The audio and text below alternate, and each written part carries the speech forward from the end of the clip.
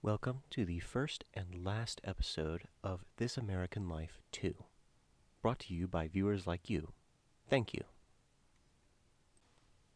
In 2024, Samantha Harvey released a book called Orbital. This book is profound in a number of ways, but one of which is how time works. The book takes place on a space station, the ISS specifically, and time moves differently for the people on the space station. There are many ways in which the people on the ISS are changed by being on specifically being on the ISS and not being back here on Earth. This is the key part of the book. This is why the book exists. The difference between the people on the ISS and how they function compared to people on Earth. Part of this puzzle is the way that time has shifted. The ISS has over 24... The ISS has one sunset and sunrise for each hour of the standard day on Earth. For every hour, there is a sunset and a sunrise. This changes how the people on the ISS view time. In a similar way, how someone deep in a cave may shift a few hours in their sleep schedule, or someone on the North or South Pole may view time differently when they have a night for 6 months and a day for 6 months. The way that time shifts in the ISS is not dissimilar to how it shifts in reality, where ISS members will experience a slight time dilation due to the lower gravity. We're talking 1 second younger for every year you spend on the ISS. So it's not a huge impact, but it is an impact.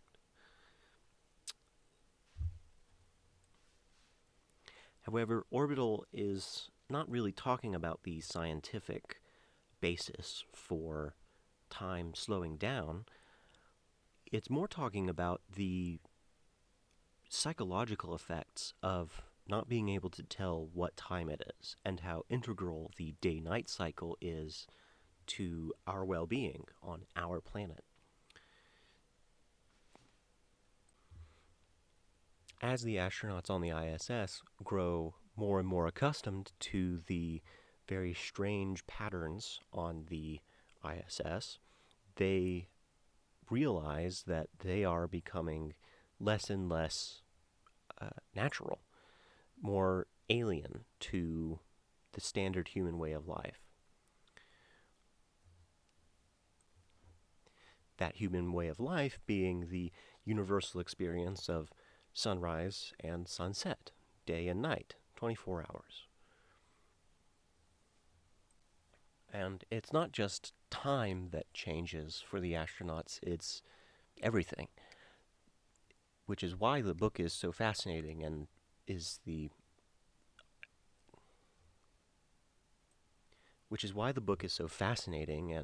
probably why it won the 2024 Booker Prize. But it's also interestingly introspective.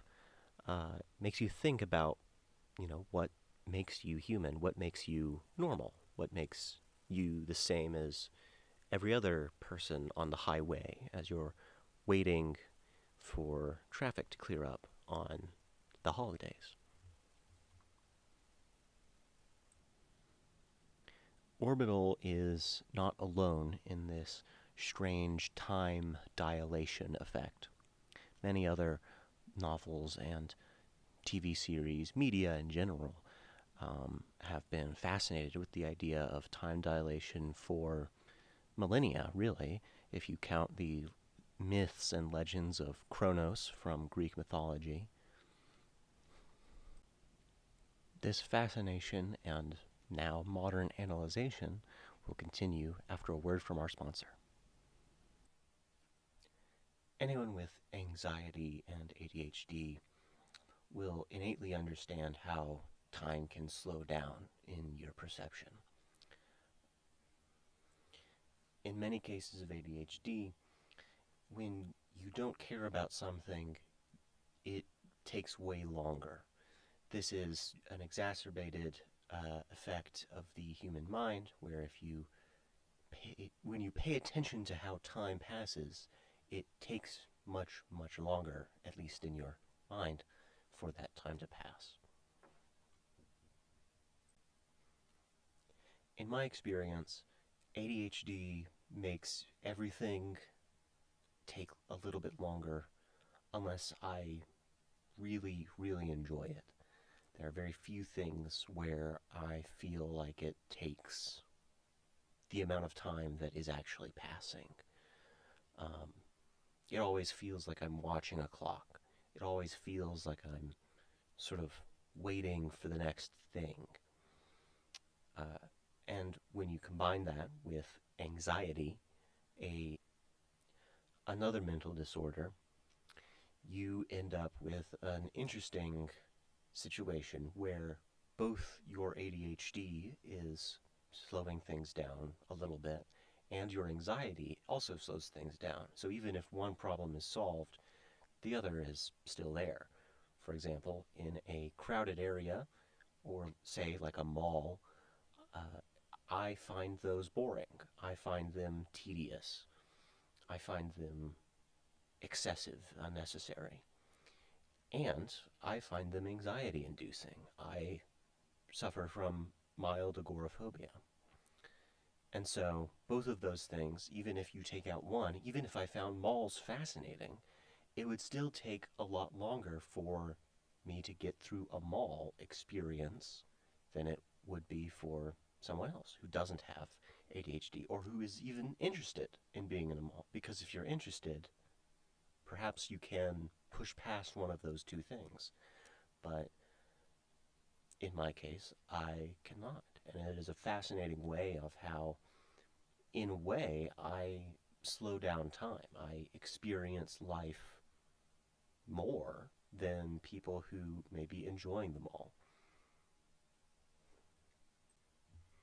In the case of someone enjoying something, especially in cases of people with ADHD and normal people, the saying there is a saying, time flies when you're having fun. That mild time dilation is a reason that some people might like certain activities. For example, if someone were in a mall and time flies through their perception, perhaps they don't notice the flaws in the experience, like a dirty floor or some small cracks in the floor, some small cracks in various places. They don't notice the flaws because they're enjoying it. They're going faster through time, whereas people going slower through time will notice all of the flaws, all the issues, and thus enjoy the experience less. This time dilation is part of the reason that I believe that people can't be forced into liking things that they don't like. Because even if they want to like something, if they don't like it already, they've already seen the cracks in the mask, right? They've already seen the issues, and they can't unsee them. Even if they go quickly, they still notice them. But people who already enjoy an experience will not be noticing all the cracks. And it's a fascinating way to think about the enjoyment of something, the way that we perceive time. This time dilation for uncomfortable or unpleasant sensations is fairly well documented. Even as far back as 2010, there were studies done that showed that people in difficult situations, anxiety-inducing situations, for example, perceive time slower. It doesn't necessarily slow down time for them, but it gives them just a little edge, a little opportunity.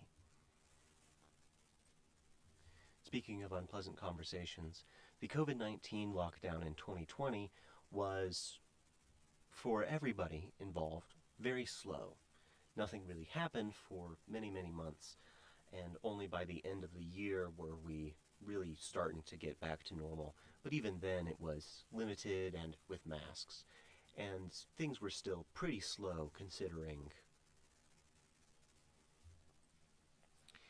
Now that 5 years has passed, almost 6, we get some scientific retrospective now that papers are starting to come out in bigger force than they were.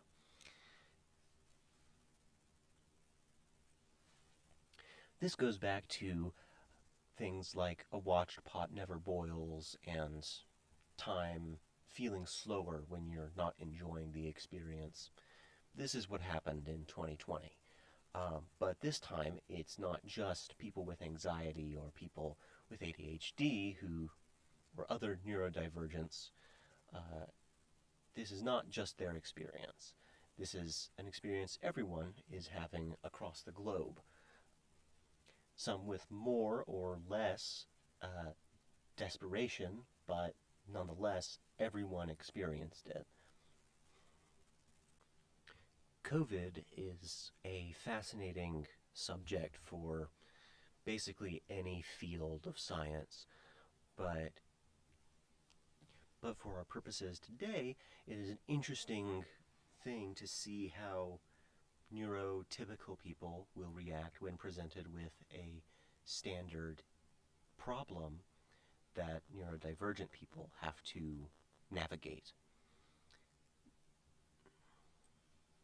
This is not helped by the fact that it took several years to get through the COVID-19 pandemic proper, so that everyone had the exact same experience. Everyone for a whole year was cooped up in their rooms and watching the clock, waiting for things to go back to normal. And as they slowly did, it felt, again, very slow as things started to roll out. As mask mandates were starting to be lifted slowly, as various businesses started to open up again, if they did at all, it was slow. It was over time. People started to do contactless pickup more. People started to do pickup in general. Walmart started doing pickup. All grocery stores then followed suit. Many small businesses shut down permanently, and this time it's a problem that everyone experienced, except for those at the top, of course, but that's just a Marxist view of it. But it wasn't just not being able to go outside, it was the isolation. The isolation that the people on the ISS in the orbital book that we discussed earlier also experienced.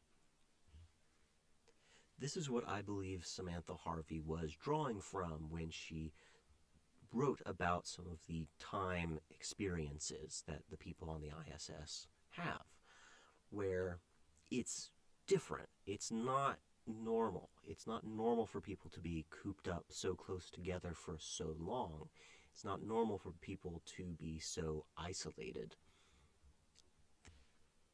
Both COVID and orbital are talking about effectively the same thing, just one is a little bit more fantastical than the other, and then one is set on the ISS.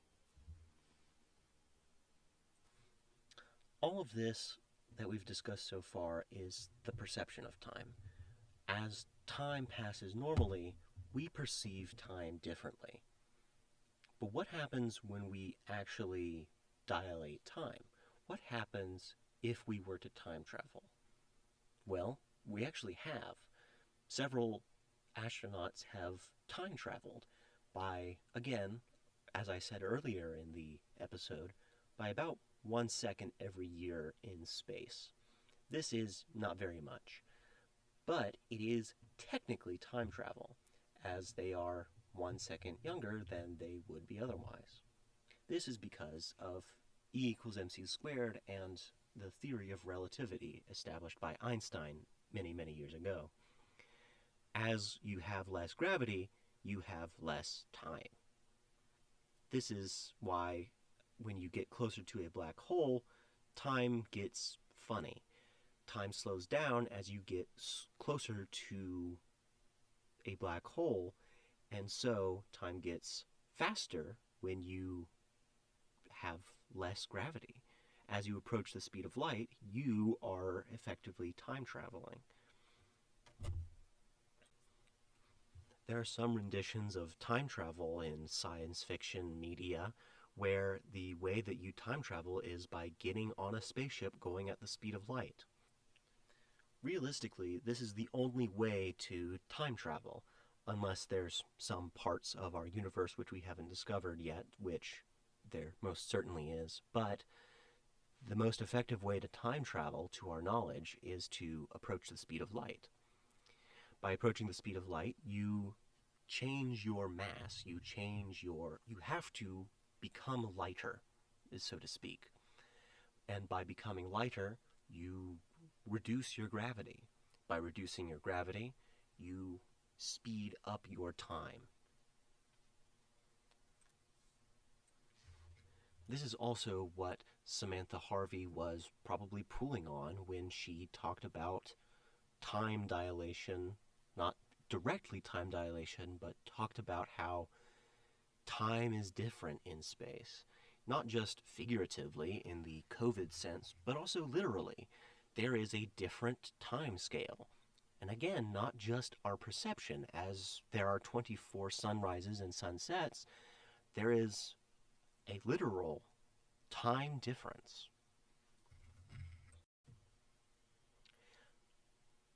On a different note, I want to pose a question. What is the difference between perceiving time slowing down and time actually slowing down?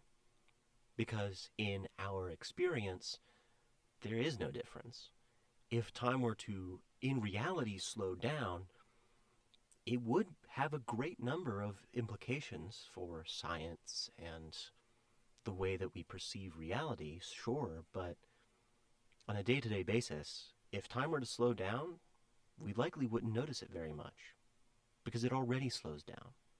Because perception is everything. Everything from our money to clothes to how we speak is all a social construct.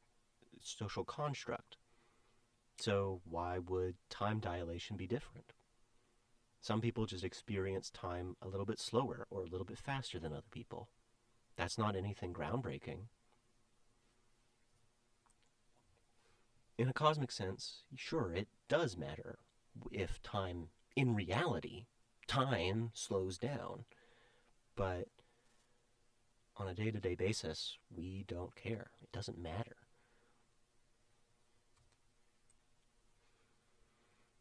That's not to say that we should not care about time slowing down, but that's just how it is.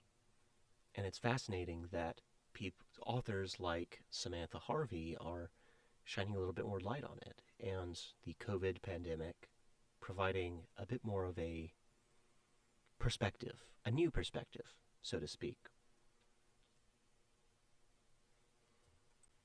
Thank you for watching the first and last episode of This American Life 2.